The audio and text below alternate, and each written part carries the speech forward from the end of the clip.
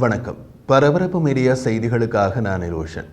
ஒரு குறிப்பிடத்தக்க மாற்றத்தில் ஈரானிய ஆளற்ற விமானங்களால் ஏற்படும் அச்சுறுத்தலை சமாளிக்க இஸ்ரேலிய நிறுவனங்கள் இப்போது உக்ரைனின் பாதுகாப்பு துறையுடன் பேச்சுவார்த்தை நடத்தி வருகின்றன. ஈரானிய ஆளற்ற விமானங்கள் பற்றிய உக்ரைனின் எச்சரிக்கைகளை பெரும்பாலும் புறக்கணிக்கும் இஸ்ரேலின் முன்பு நடந்த நிலைப்பாட்டில் இருந்து இந்த ஒத்துழைப்பு ஒரு பெரிய விலகலை குறிக்கிறது. இஸ்ரேல் மீது ஈரானிய தயாரிப்பு ஆளற்ற விமானங்கள் லெபனான், காசா, சிரியா, ஏமன், ஈராக் மற்றும் ஈரானில் இருந்து ஏவப்படுகின்றன. ஒரு வருட தீவிர ஆளற்ற விமான தாக்குதல்கள் இஸ்ரேலுக்கு வலுவான தகவமைக்கூடிய வான் பாதுகாப்பு தீர்வுகளுக்கான முக்கியமான தேவையை வெளிப்படுத்தியுள்ளது. ரஷ்யாவின் நீண்டகால போர் காரணமாக உக்ரைனின் பாதுகாப்பு துறை ஆளற்ற விமான கண்டுபிடிப்புகளின் உலகளாவிய மையமாக மாறியுள்ளது. கிட்டத்தட்ட 3 வருட போர்க்கால அனுபவத்துடன் 200க்கும் மேற்பட்ட ஆளற்ற விமான தயாரிப்பு நிறுவனங்கள் உக்ரைனில் தோன்றியுள்ளன. உக்ரைனின் இந்த நிபுணத்துவம் மேற்கத்திய நிறுவனங்களில் ஆர்வத்தை அதிகரித்து வருகிறது. சில மேற்கத்திய தனியார் நிறுவனங்கள் உக்ரைனில் ஒரு இருப்பை நிறுவுகின்றன. 2024ஆம் ஆண்டின் தொடக்கத்திலிருந்து உக்ரைன் 7000க்கும் மேற்பட்ட ரஷ்ய ஆளற்ற விமான தாக்குதல்களை எதிர்கொண்டிருக்கிறது.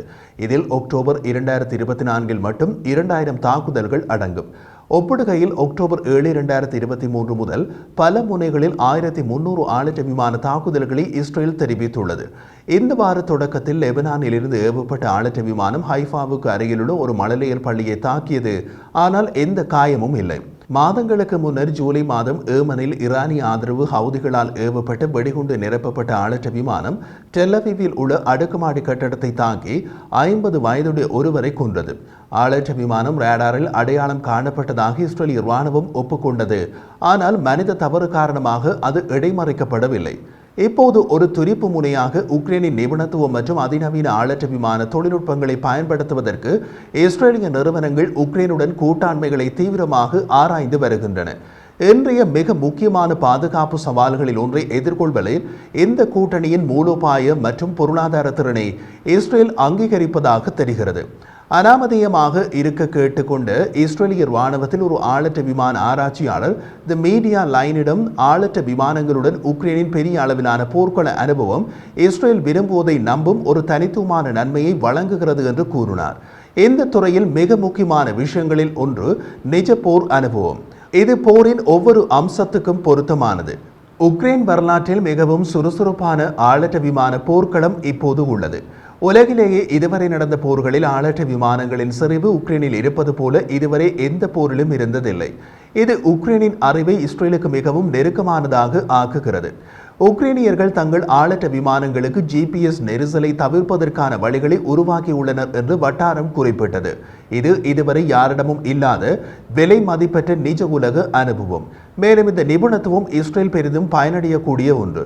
குறிப்பாக பல முனைகளில் இஸ்ரேல் எதிர்கொள்ளும் அதிகரித்து வரும் ஆளற்ற விமான அச்சுறுத்தல்களை கருத்தில் கொண்டு உக்ரைனுடன் இஸ்ரேலிய நிறுவனங்களின் கூட்டு தயாரிப்புகள் அவசியம் என்று அந்த வட்டாரம் கூறியது. ஆளற்ற விமான வாகனங்கள் மற்றும் ஆளற்ற விமானங்கள் துறையில் நிபுணத்துவம் பெற்றதற்காக உக்ரைனிய இராணுவம் மிகவும் விரும்பப்படுகிறது என்று பாதுகாப்பு ஆய்வாளர் இயன் மாத்வீர் கூறினார்.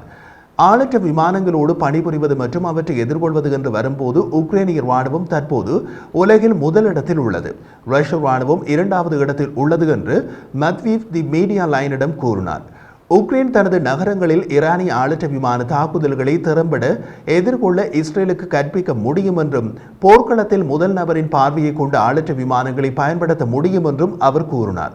மின்னணு போர் முறைமைகள் மற்றும் பிற முக்கியமான மின்னணியில் சாதனங்களை உருவாக்குவதில் அனுபவத்தை பெறுவதற்கும் பொதுவாக இஸ்ரேலின் வான் பாதுகாப்பு திறன்களில் இருந்து கற்றுக்கொள்வதற்கும் உக்ரைன் ஆர்வமாக உள்ளதாக அவர் மேலும் கூறினார். இரு நாடுகளும் மலிவான மற்றும் துல்லியமான ஆயுதங்களால் பெரிய தாக்குதல்களை எதிர்கொள்கின்றன. அத்துடன் இந்த சவால்களை நம்பிக்கையுடன் கையாளுகின்றன. இந்த துறையில் அவர்கள் விவாதிக்கக்கூடிய நிறைய விஷயங்கள் உள்ளன. ஈரானிய தயாரிப்பு ஷாஹிட் ஆளற்ற விமானங்களில் பெரிய அளவிலான குடும்பம் உள்ளது. சில பழையவை மற்றவையை தொடர்ந்து மேம்படுத்தப்படுகின்றன. அடிப்படையில் இஸ்ரேல் கையாளும் அதே அச்சுறுத்தல் தான். அதனால் ஒவ்வொரு பயனரும் தங்கள் நோக்கங்களுக்கு ஏற்ப அதை சிறிது மாற்றியமைக்கிறார்கள். உதாரணமாக, மேலும் தொலைவில் உள்ள எதிரிகளால் பயன்படுத்தப்படும் ஆளற்ற விமானங்கள் குறைந்த வெடிக்கும் வெடிப்பு முனையை அதிகரிக்க, அதிக எரிபொருளையும் தங்கள் தாக்குதல் வரம்பையும் நீடிக்கவும் மாற்றங்களை செய்யக்கூடும். மற்றவர்கள் வெவ்வேறு செயற்பாட்டு தேவைகளுக்காக கட்டுப்பாட்டு அமைப்புகளை மாற்றியமைக்கலாம். ஆளற்ற விமானங்கள் ராக்கெட்களை விட சிக்கலான அச்சுறுத்தலை ஏற்படுத்துகின்றன, ஏனெனில் அவை கணிக்கக்கூடிய பாதையை பின்பற்றவில்லை. ரேடார்களில் அவற்றை கண்டறிந்தாலும் அவை எங்கு விழும் என்பதை எப்போதும் துல்லியமாக கணிக்க முடியாது. இஸ்ரேலின் பொதுவான நடைமுறை ஆளற்ற விமானம் செல்லக்கூடிய எல்லா இடங்களிலும் சைரன்களை தூண்டுவது. அது பல பகுதிகளில் தேவையற்ற பதட்டங்களை ஏற்படுத்துகிறது, எச்சரிக்கையின் பக்கத்தினை தவறாக பார்க்கவும் வைக்கிறது. அதனால்தான் ஒரு ஆளற்ற விமானம் இஸ்ரேலின் பெரிய அளவிலான பகுதிகளில் சைரன்களை ஒலிக்க வைத்து விடுகிறது. உக்ரைனுடனான ஒத்துழைப்பு இஸ்ரேலுக்கு ஆளற்ற விமான தந்திரங்களை நன்கு புரிந்து கொள்ள உதவும் என்று பெயர் வெளியிடாத விரும்பாத அதிகாரி ஒருவர் குறிப்பிட்டார். அத்தகைய ஒத்துழைப்பு ஒரு முறையான இராணுவ கூட்டணியாக இருக்காது என்றும் அந்த வட்டாரம் தெரிவித்தது. இந்த ஒத்துழைப்பு அறிவு பொருளாதார உறவு மட்டுமே என்று அவர் விளக்கினார். பெரும்பாலும் இத்தகைய உறவுகள் ஆழ்ந்த ஒத்துழைப்புக்கு வழிவகுக்கும். உதாரணமாக, ஐக்கிய அரபு அமீரகத்துடன் இஸ்ரேல் பகிரங்க நல்லுறவை ஏற்படுத்துவதற்கு முன்பு இருதரப்பும் ஏற்கனவே ரகசிய மட்டத்தில் தொழில்நுட்பம் மற்றும் அறிவு பரிமாற்றங்களை வைத்திருந்தார்கள். இங்கேயும் அது போலவே இருக்கும். இது முற்றிலும் தொழில்நுட்ப ஒத்துழைப்பாக இருந்தாலும் அது எதிர்காலத்தில் மிகவும் ஆழமான ஒன்றுக்கு வழிவகுக்கும். அதே நேரத்தில் இஸ்ரேலுக்கும் உக்ரைனுக்கும் இடையிலான அறிவு பகிர்வின் உறவின் பெரிய அளவிலான தாக்கங்கள் குறித்து மேத்யூ சந்தேகம் கொண்டிருந்தார்.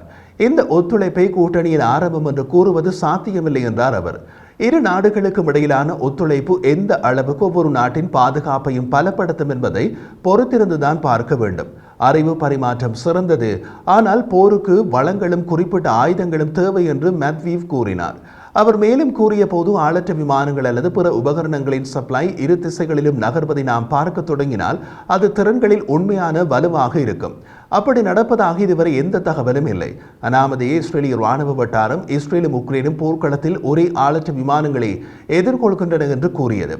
அது ஈரானிய நிறுவனமான ஷாஹிட் ஏவியேஷன் இண்டஸ்ட்ரீஸ் உருவாக்கிய வெடிக்கும் ஒரு வழி ஆளற்ற விமானங்கள்.